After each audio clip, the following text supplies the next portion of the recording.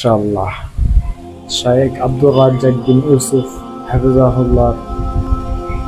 যে বক্তব্য যেভাবে মানুষরা এখন শুনতেছে, আপনি টিকটকে বা ইউটিউবে এখন যাবেন, দেখবেন শায়েখ আব্দুর রাজ্জাক বিন ইউসুফ হাফিজাহুল্লাহ ভিডিও মানুষের যেভাবে ছাড়তেছে বা আপলোড দিতেছে, আমার কাছে অনেক ভালো লাগে যখন দেখি যে শায়েখ আব্দুর রাজ্জাক বিন ইউসুফের ওয়াজ মানুষ এখন শুনতেছে বা তাকে অনেক মানুষই মেনে নিয়েছে। শেখ আব্দুর রাজ্জাক বিন ইউসুফ কিন্তু এক সময় দেখা গেছে যে সে যখন